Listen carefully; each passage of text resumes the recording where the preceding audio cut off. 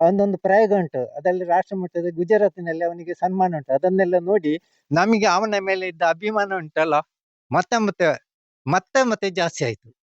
ಹಾಗೆ ಈಗ ಉಂಟಲ್ಲ, ನಮಗೆ ಈಗಲೂ ಚಿವುಟಿಕೊಂಡು ನೋಡಿಕೊಳ್ಳುವ ಅವನು ಇಲ್ವಾ ಇಲ್ವಾ ಅಂತ ಆಗ್ತದೆ.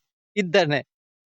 ಅದೇ ನಾವು ದೈನಂದಿನ ರೀತಿಯಾಗಿ ಬೆಳಿಗ್ಗೆ ಎದ್ದು ದೇವರಿಗೆಲ್ಲ ಕೈ ಮುಗಿದು ದೀಪ ಹಚ್ಚಿ ಹೊರಗೆ ಬರ್ತಾ ಇದ್ದೆ. ಅವಾಗ ಹೊರಗೆ ನಮ್ಮ ದಾರಿಯಲ್ಲಿ ಅವರ ಮನೆಗೆ ಹೋಗುವ ದಾರಿ, ಅಲ್ಲಿ ಅವರ ಅಮ್ಮ ಮತ್ತು ಅವನ ತೀರೋದ ಅವನ ಅಮ್ಮ ಮತ್ತು ಅಪ್ಪ ಇಬ್ರು ಬೊಬ್ಬೆ ಹೊಡೆದುಕೊಂಡು ಹೋಗ್ತಾ ಇದ್ರು. ಏನಂತ ನಾನು ಹೋಗ್ತು ಸ್ವಲ್ಪ ಹೊತ್ತಾಗ ಬರುದು ಕಾಣ್ತಾ ಇದ್ದು ಬೊಬ್ಬೆ ಹೊಡೆದುಕೊಂಡು. ಏನಂತ ವಿಚಾರಿಸುವಾಗ ಹೇಳಿದ್ರು, ನಮ್ಮ ಸುದರ್ಶನ್ ಹುಡುಗ, ಈ ಸುದರ್ಶನ್ ಅಲ್ಲ, ಸುಮಂತ್ ಹುಡುಗ ನಾಳೆ ದೇವಸ್ಥಾನಕ್ಕೆ ಇದೆ, ಧನು ಪೂಜೆಗೆ ಹೋಗಿದ್ದಾನೆ, ಅವನು ಕಾಣುದಿಲ್ಲ ಅಂತ. ಕಾಣುದಿಲ್ವಾ, ಇಲ್ಲಿಗೆ ಹೋದ ಏನಂತ, ಇಲ್ಲ ಹೋದವ ಬರ್ಲಿಲ್ಲ ಅಂತ. ಹಾಗೆ ನಾವು ಇದು ಮಾಡ್ತಾ ಇದ್ವಿ. ಅಲ್ಲಿಗೆಲ್ಲ ಹೋಗಿ ಅಲ್ಲಿ ಆಚೆ ಮನೆಯಲ್ಲಿ ಹತ್ತಿರದ ಮನೆಯಲ್ಲಿ ಅವರನ್ನೆಲ್ಲ ಸೇರಿಸಿ ಕೂಡಿಸಿ ಎಲ್ರಿಗೂ ವಿಷಯ ಎಲ್ಲ ತಿಳಿಸಿ ಅವರನ್ನೆಲ್ಲ ಒಟ್ಟುಗೂಡಿಸಿ ಇದು ಮಾಡಿದಾಗ ನಮಗೆ ಗೊತ್ತಿಲ್ಲ ಏನಾಗಿದೆ ಎಂತದ್ದು ಅಂತ. ಅನುಮಾನದಲ್ಲಿ ನಾವು ಅಲ್ಲಿ ಎಲ್ಲ ಒಬ್ರೊಬ್ರು ಮಾತಾಡಿಕೊಂಡು ಸುಮಾರು ಜನ ಜಮಾಯಿಸಿದ್ರು, ಮಾತಾಡಿಕೊಂಡಿದ್ದೇವೆ.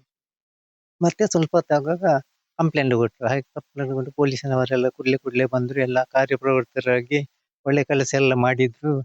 ಮತ್ತೆ ಎಂತ ಮಾಡುದಾ, ಅಲ್ಲಿ ಒಂದು ಕೆರೆ ಉಂಟು, ಅಲ್ಲಿ ನಾವು ಸುತ್ತು ಬರ್ತಾ ಇದ್ದೆವು. ಯಾಕಂದ್ರೆ ಅವನು ಯಾವಾಗ ಹೋಗುವಾಗ ಅಲ್ಲಿ ಆಚೆ ಮನೆಯಲ್ಲಿ ಒಂದು 200 ಮೀಟರ್ ದೂರದಲ್ಲಿ ಅಲ್ಲಿವರೆಗೆ ದಾರಿ ಇರುದು, ಆಮೇಲೆ ಇಲ್ಲ, ಆಮೇಲೆ ರೋಡ್ ಇರುದು. ಅಲ್ಲಿ ಅವ ಸೈಕಲ್ ನಿಲ್ಸುದು. ಅಲ್ಲಿಗೆ 3 ಮಂದಿ ಹುಡುಗರು ಬರ್ತಾರೆ, ಅವನ ಫ್ರೆಂಡ್ಸ್ಗಳು, ಅವರೊಟ್ಟಿಗೆ ಸೈಕಲ್ ಮೆಟ್ಟಿಕೊಂಡು ದೇವಸ್ಥಾನಕ್ಕೆ ಹೋಗುದವ. ಹಾಗೆ ಅವತ್ತು ಕೂಡ ಬೆಳಿಗ್ಗೆ ಸೈಕಲಿನಲ್ಲಿ ಹೋಗಿದ್ದಾನೆ ಅಂತ ಅದು ನಮಗೆ ಗೊತ್ತಾದ್ದು ಹೇಗೆ ಅಂತ ಅವನ ತಂದೆ ಹತ್ರ ಹೇಳಿದ್ರು. ಅವನೊಟ್ಟಿಗೆ ನಾಳೆಗೆ ಧನು ಪೂಜೆಗೆ ಹೋದವರು ಬಂದು ಮನೆಗೆ ಬಂದಿದ್ದಾರೆ, ನಮಗೆ ಫೋನ್ ಮಾಡಿ ಹೇಳಿದ್ರು ಇವನ್ ಯಾಕೆ ಬರ್ಲಿಲ್ಲ ಅಂತ, ಸುಮಂತ್ ಅಂತ. ಆಗ ನಮಗೆ ಗೊತ್ತಾದಂತ. ಹಾಗೆ ನಾವು ಅವ್ರ ಹತ್ರ ಕೇಳಿದ್ವಿ, ನೀವು ಎಲ್ಲಿಯವರೆಗೆ ಬಂದಿದ್ರು?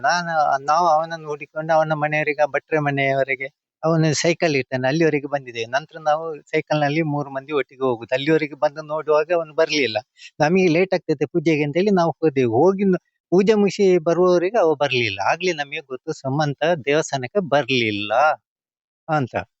ಆಮೇಲೆ ಎಲ್ಲಿ ಹೋದ ಅಂತ. ಹಾಗೆ ನಾವು ಅಲ್ಲಿ ಇಷ್ಟು ಮಂದಿ ಸೇರಿದವರು ಸ್ವಲ್ಪ ಮಂದಿ, ಒಂದು 150 ಮಂದಿ ಎಲ್ಲ ಸೇರಿ ಇನ್ನು ಹುಡುಕಾಗ ನಮಗೆ ಅವನು ಇಲ್ಲಿಂದ ಹೊರಟಿದ್ದಾನೆ, ಆ ಸೈಕಲ್ನವರೆಗೆ 200 ಮೀಟರ್ ಹೋಗಿ ಭಟ್ರ ಮನೆಯಲ್ಲಿ ಓಣಿಯಲ್ಲಿ ಸೈಕಲ್ ಇರ್ತಾನಲ್ಲ, ಅಲ್ಲಿ ಸೈಕಲ್ ಉಂಟು, ಅಲ್ಲಿವರೆಗೆ ತಲುಪಿದ್ದಾನೆ. ಅದರ ಮಧ್ಯದಲ್ಲಿ ಅವ ಏನಾದ ಎಂತದು ಗೊತ್ತಿಲ್ಲ.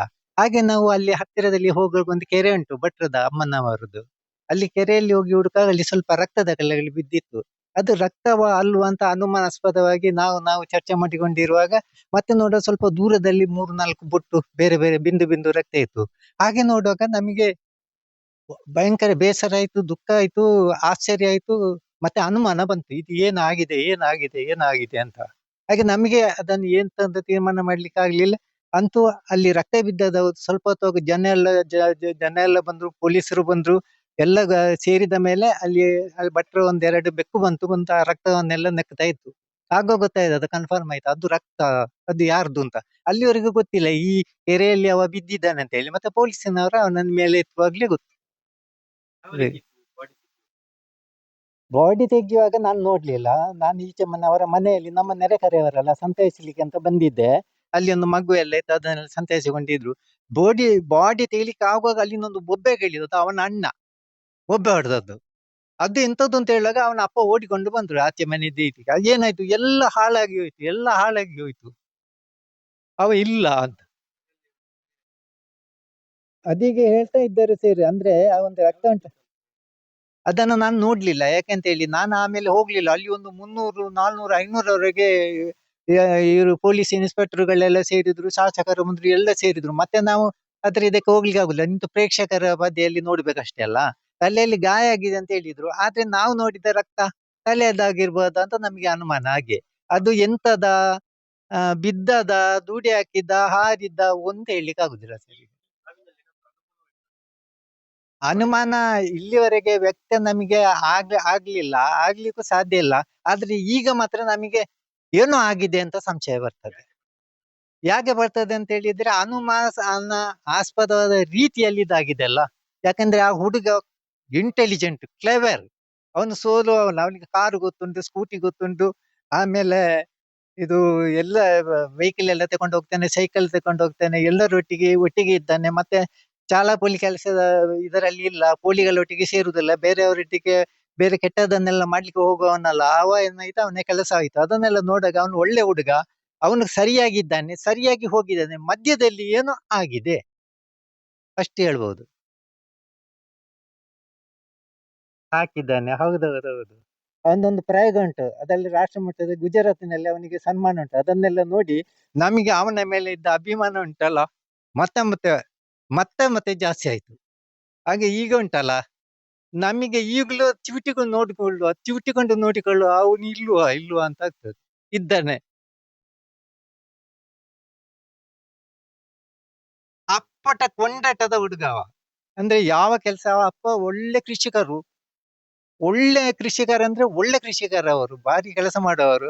ಅವರೊಟ್ಟಿಗೆ ಇವನು ಕೂಡ ಹಾರೆ ಹಿಡ್ಕೊಂಡು ಅದರಲ್ಲಿ ಹೋಗ್ತಾನೆ, ಕಲಿಯುವುದರಲ್ಲಿ ಹೋಗ್ತಾನೆ, ಪ್ರೈಸ್ ತೆಗಿತಾನೆ, ಪದ್ಯ ಹೇಳ್ತಾನೆ, ನಾಟಕ ಮಾಡ್ತಾನೆ, ಎಲ್ಲ ಇದರಲ್ಲಿ ಆಕ್ಟಿವಿಟೀಸ್ ನಲ್ಲಿ ಭಾಗವಹಿಸ್ತಾನೆ, ಪ್ರೈಸ್ ತಗೊಂಡು ಬರ್ತಾನೆ, ಮನೆಗೆ ಹೆಸರು ತರ್ತಾನೆ, ಎಲ್ಲರಿಂದ ಭಾಷೆ ಹೇಳ್ತಾನೆ. ನಮಿಗೂ ಖುಷಿ ಆಗ್ತದೆ. ನಮ್ಮಲ್ಲಿ ಕೂಡ ಹೋಗಿ ಬರ್ತೇನೆ ಆಯ್ತಾ ಅಂತ ಹೇಳದೆ ಹೋಗುದಿಲ್ಲ. ಕೆಲವರು ಮಾತಾಡಿ ಸೀದ್ ಹೋಗ್ತಾರಲ್ಲ, ಅವನ ಆಗಲ್ಲ. ಬರ್ತೇನೆ ಆಯ್ತಾ ನಮ್ಮ ಪರ್ಮಿಷನ್ ಇಲ್ಲದೆ, ನಮ್ಮ ಅನುಮತಿ ಇಲ್ಲದೆ ಅವನು ಏನು ಮಾಡುದಿಲ್ಲ. ಮತ್ತೆ ಎಲ್ಲರೊಟ್ಟಿಗೆ ಒಂದು ಗೌರವದ ರೀತಿಯಲ್ಲಿ ನಡ್ಕೊಂಡು ಹೋಗ್ತಾ ಇರುವ ಹುಡುಗ ಅವ. ಹೇಗೆ ಆಯ್ತು ಅಂತ. ಆಮೇಲೆ ಅವನ ಮನೆಯವರಿಗೆ ಏನಾದ್ರೂ ಒಂದು ಮನೆಯಲ್ಲಿ, ಅವನ ಮನೆಯವರಿಗೆ, ನೆರೆಕರೆಯಲ್ಲಿ ಇರುವಂತ ನಮ್ಮಂತವರಿಗೆಲ್ಲ ಅದು ಯಾಕಾಯ್ತು, ಹೇಗಾಯ್ತು ಅಂತ ಹುಡುಗ ಆಗ್ಲಿಕ್ಕೆ ಕಾರಣ ಏನು, ನಮ್ಮೊಂದು ಭಯದ ವಾತಾವರಣ ಈಗ ಹರಡಿಕೊಂಡು ಉಂಟಲ್ಲ, ಅದು ನಿವಾರಣೆ ಆಗ್ಬೇಕು. ಸತ್ಯ ಸಂಗತಿ ಹೊರಗೆ ಬರ್ಬೇಕು ಸರ್. ನನ್ನ ಹೆಸರು ವೇಣುಗೋಪಾಲ್ ರೈ, ನಾನು ನೆರೆಕರೆಯವ.